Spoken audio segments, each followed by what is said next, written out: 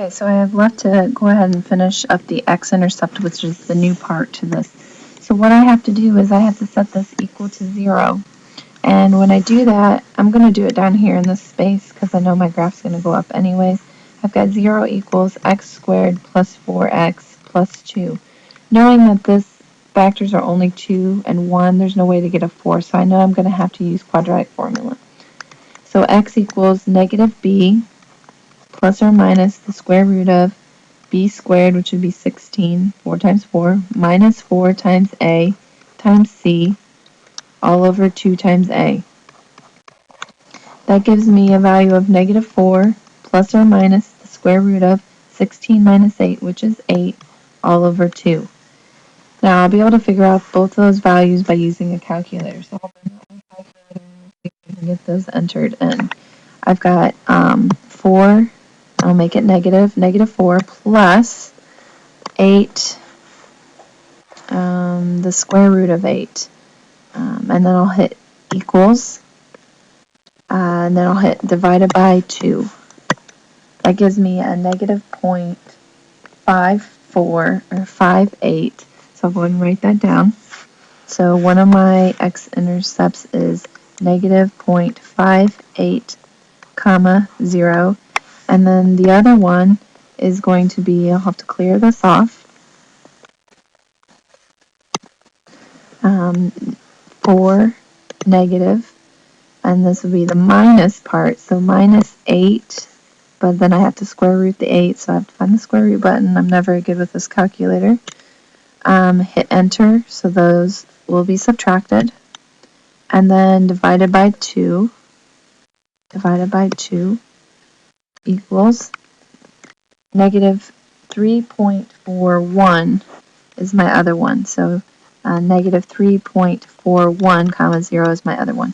So I can kind of mark these, it'd be about right here, and then negative 3.4 about right here, and then I can draw my parabola in. Looking at this next one, what we're going to do is go ahead and find that vertex first, and the axis of symmetry, so negative b all over 2a, negative 4 all over 2 times. Ooh, I've got a big error here. I jumped right in and I didn't pay attention that this is not in the correct form. We need to make this be in the correct form before we can get started. So I'm going to go ahead and move my y over. So I get a negative y equals x squared plus negative 4x plus 4. And now I'll have to change each of my terms, so it's a negative x squared plus 4x minus 4. Okay, what this gives me then is negative b all over 2a. So I have negative 4 all over 2 times negative 1 now. So I get negative 4 over negative 2, which my axis of symmetry then would be 2. My vertex then is 2 comma something. Well, I'm going to plug it in right here. See if I can find some space somewhere to do that. Y equals negative, put 2 in, 2 squared, plus 4 times 2 minus 4. So negative 4 plus 8 minus 4 happens to give me y is 0. So my vertex is 2, 0. I know it's going to open downward.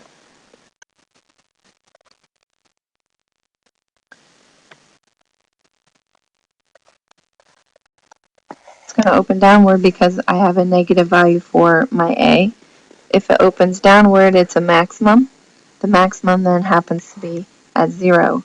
The domain is all reals, and that makes that y has to be less than or equal to 0.